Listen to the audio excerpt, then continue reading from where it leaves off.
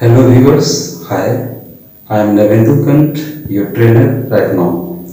Today in this video lecture, I am going to help you learn the next new chapter of English grammar, that is future time references.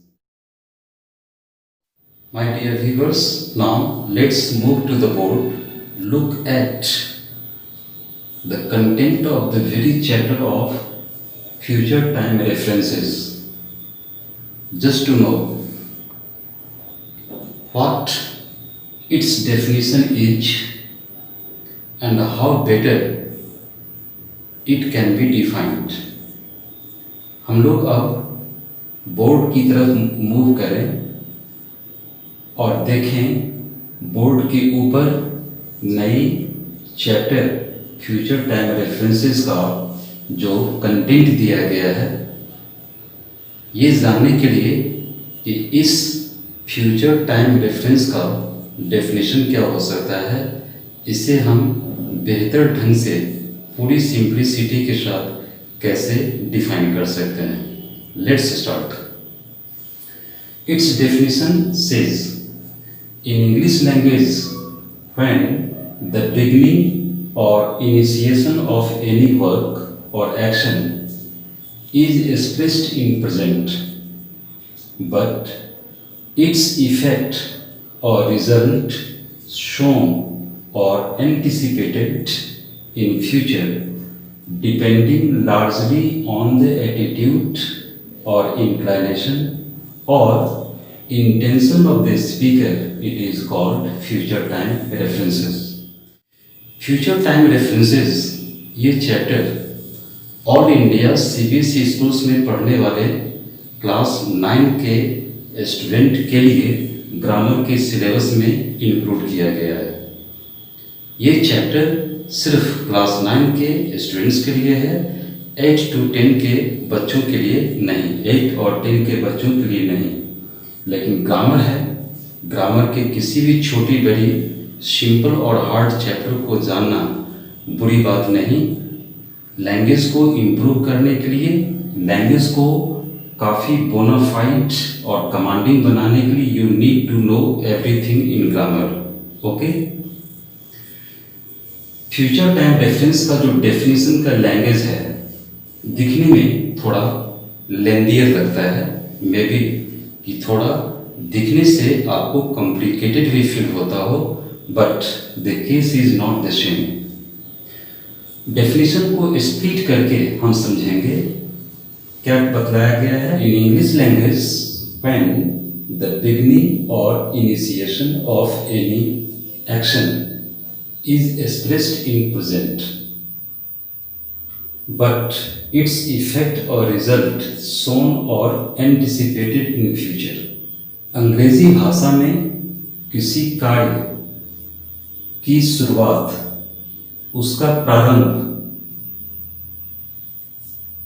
अगर present tense में किया जाए, present tense में उसको बताया जाए, अभिव्यक्त किया जाए, लेकिन उस कार्य का परिणाम, इफेक्ट और रिजल्ट, परिणाम और प्रभाव, अगर उसे अभिव्यक्त किया जाए फ्यूचर टेंस में, फ्यूचर टाइम में, इंग्लिश लैंग्वेज में किसी कार्य के प्रारंभ होने, उसके शुरू होने के इंफॉर्मेशन को प्रेजेंट टाइम में, और उस कार्य के इफेक्ट और रिजल्ट, परिणाम और प्रभाव को शोन किया जाए, बताया जाए, एंटिसिपेटेड किया जाए, गेस किया जाए, किस टाइम में खत्म होने का, फ्यूचर टाइम में खत्म होने का, depending largely on the attitude, inclination और इंटेंशन ऑफ द स्पीकर. और ये लैंग्वेज, ऐसी कोई लैंग्वेज जिसमें किसी एक्शन के इनिशिएशन और उसके बिगनिंग को प्रेजेंट टाइम में एक्सप्रेस किया जाए और उसके अल्टीमेट रिजल्ट और इफेक्ट को फ्यूचर टाइम में एक्सप्रेस किया जाए, उसके बारे में गेस किया जाए, उसके बारे में एंटिसिपेट किया जाए, as how depending largely on the attitude or inclination or intention of the speaker. Sentence के स्पीकर के एटीट्यूड उसके इंक्लाइनेशन, चाहत, इरादा और इंटेंशन पे डिपेंड करते हुए, तो इसी प्रोसेस को हम कहते हैं फ्यूचर टाइम रेफरेंसेस। प्रैक्टिकली ऐसा होता है कि उस चीज़ों को प्रेजेंट टाइम में बतलाते हैं, एक्शन को, उसके होने के बारे में हम उसे प्रेजेंट टाइम में रिलेट करते हैं कि इस काम की शुरुआत प्रेजेंट टाइम में हो गई, लेकिन उसके अल्टीमेट रिजल्ट और उसके अल्टीमेट इफेक्ट को हम फ्यूचर टाइम के लिए छोड़ देते हैं। जब ये चीज़ें होती हैं और ऐसा बताना होता है, तो उस समय स्पीकर के ऊपर डिपेंड करता है कि how he wants to describe the initiation और beginning of an action and its result, final result और इफेक्ट इन फ्यूचर।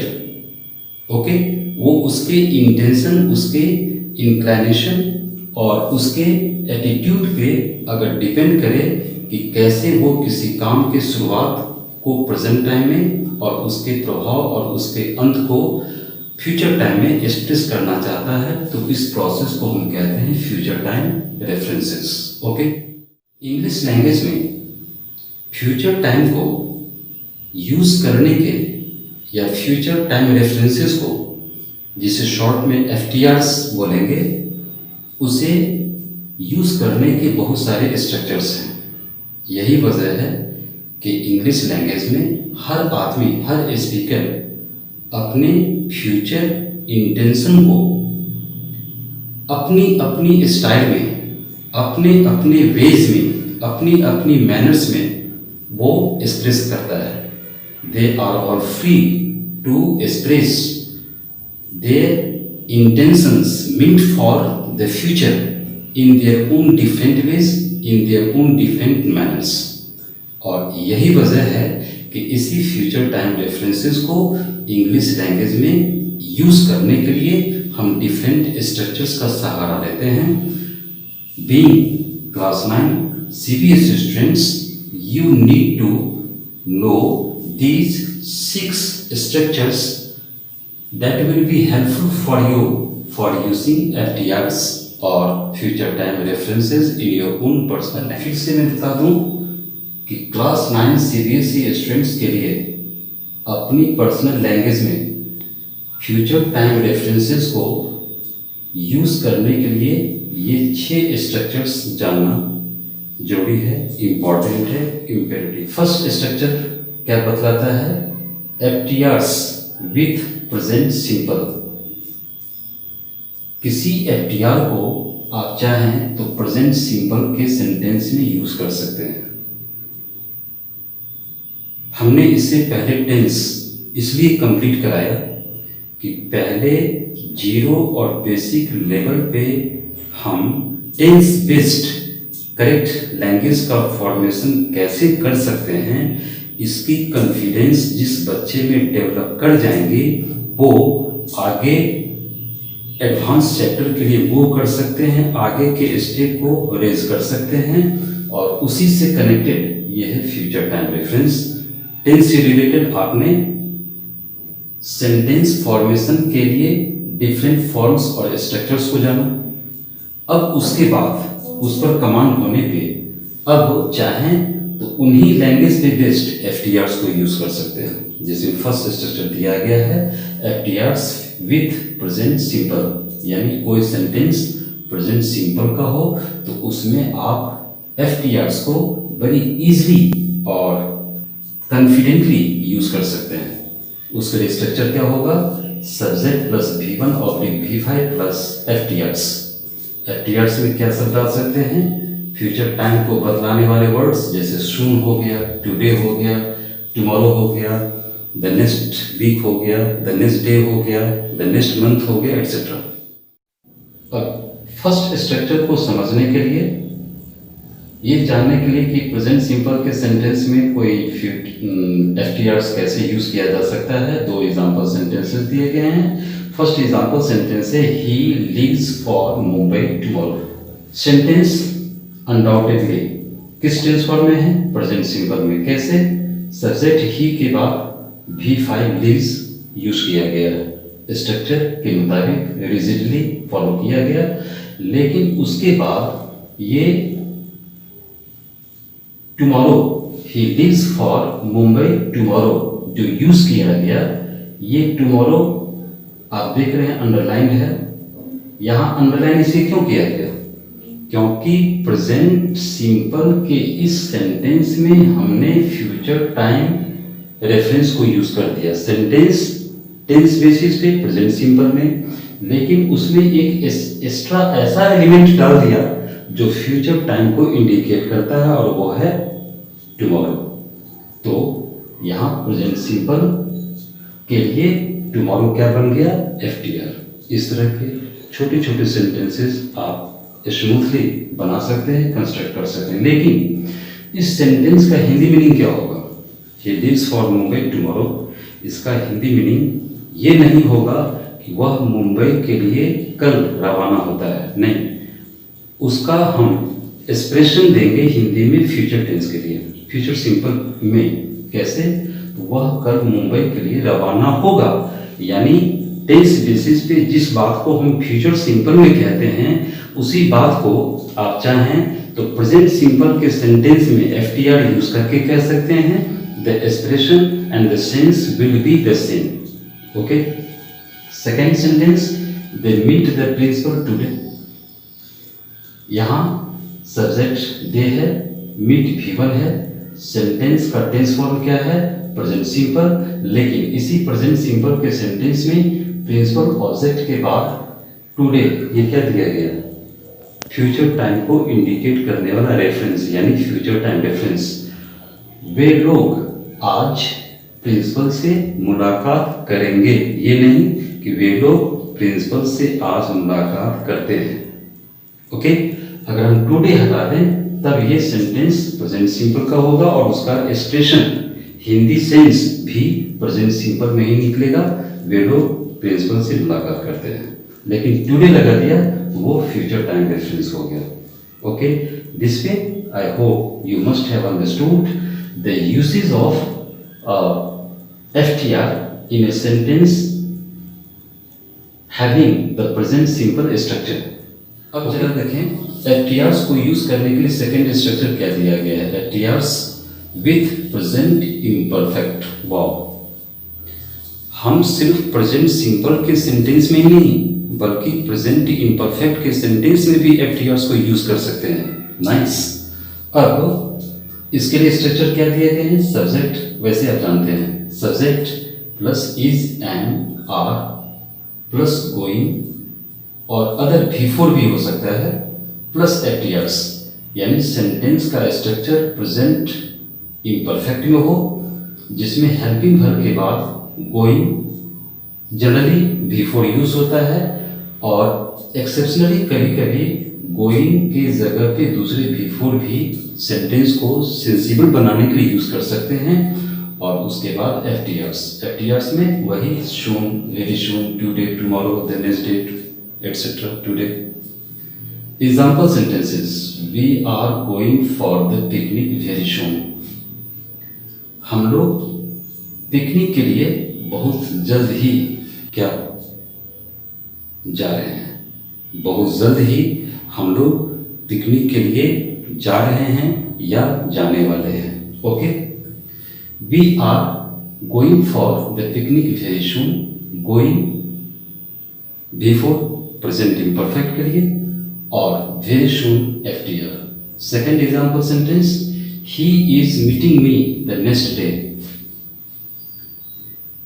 वह अगले दिन मुझसे मुलाकात करने जा रहा है या मुलाकात करने वाला है।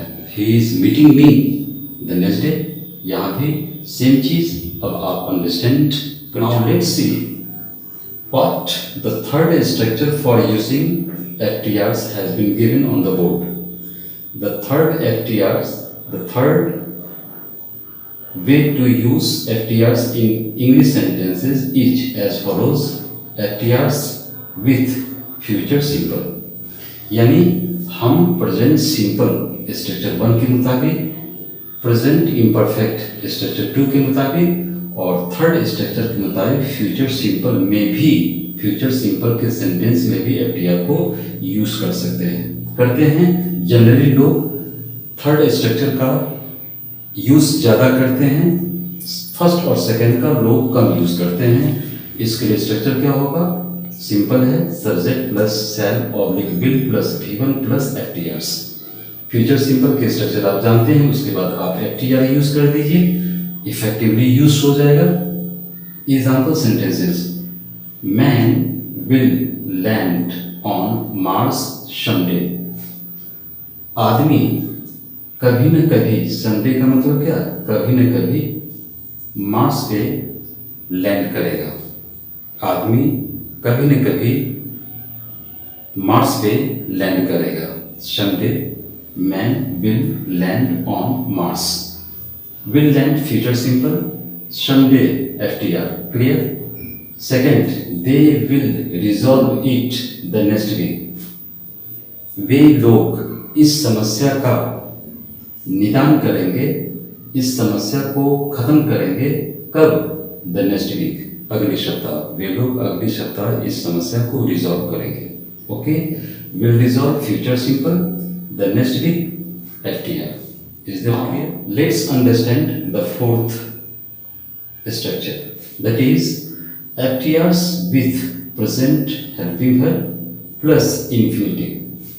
कोई ऐसा सेंटेंस हो जिसमें सब्जेक्ट के बाद प्रेजेंट टेंस के हेल्पिंग वर्ब यूज किए गए हो, इज, एम, आर, ओके, और उसके बाद इन्फिनेटिव यूज किया गया हो। इन्फिनेटिव क्या होता है? सेंटेंस में 2 प्लस V1 को कहा जाता है इन्फिनेटिव। 2 के बाद V1 को यूज करना, ये दोनों मिलकर इन्फिनेटिव का फॉर्मेशन कराता है। Okay, structure, subject plus is oblique am oblique are plus 2 plus V1 plus FTRs। जो बातें मैंने कही ओरली, वही बात यहाँ रिटन फॉर्म में दिया गया है, समझ गए होंगे।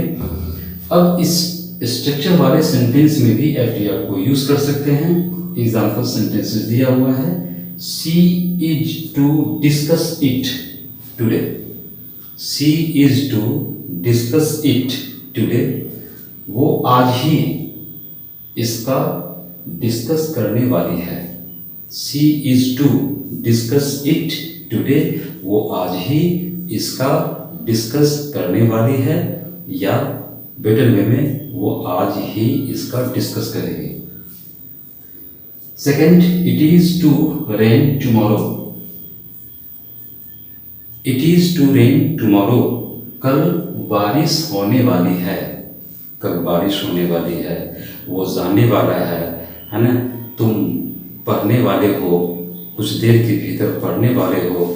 You are to study within some minutes of time, है ना? These are always to use FTRs in sentences on the basis of the understanding of the fourth structure. Okay? Fifth structure में दिया गया है FTRs with present HV, वही is, MR plus about plus infinitive। यानी कोई ऐसा sentence जिसमें subject के बाद is, MR फॉलो कर रहा हो, उसके बाद about लगा हुआ हो, और उसके बाद इन्फिनेटिव 2 प्लस V1 का एप्लीकेशन किया गया हो, तो ऐसे सेंटेंस में भी FTRs को इफेक्टिवली यूज किया जा सकता है। Structure, subject plus is oblique am oblique are plus about plus 2 plus V1 plus FTRs। आप देख रहे हैं स्ट्रक्चर्स वही है जो यहाँ दिया गया है लैंग्वेज में। Example sentences, The train is about to leave within 10 minutes. The train is about to leave within 10 minutes. यहाँ इस सेंटेंस का मीनिंग क्या होगा? ट्रेन 10 मिनट के भीतर खुलने ही वाली है।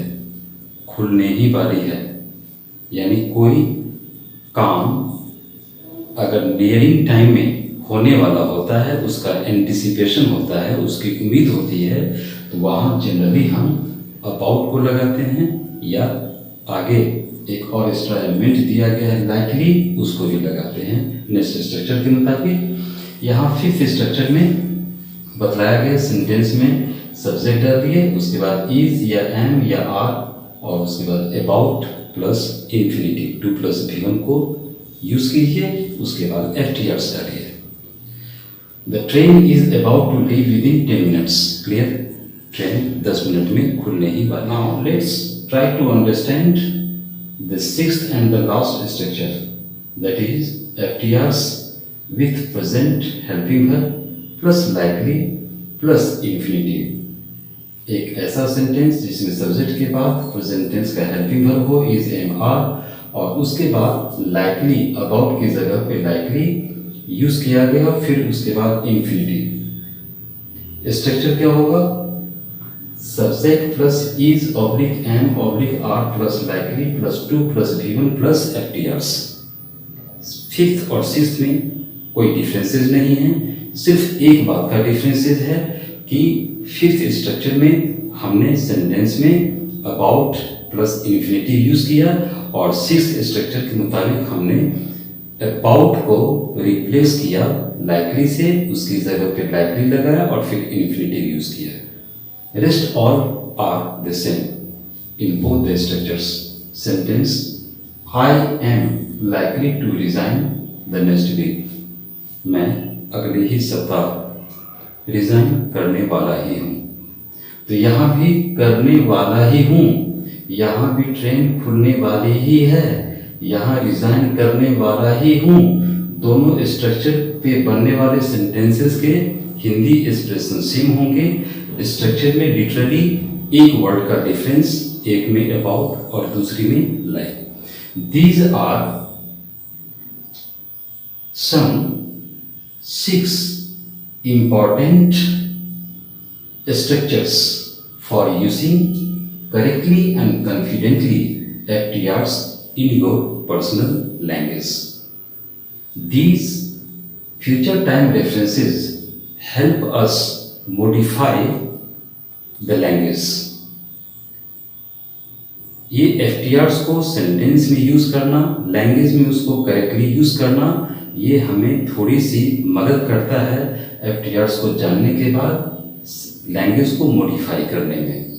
Okay, after discussing all about the definition and structures for using future time references in your personal language, I hope you all must have understood everything.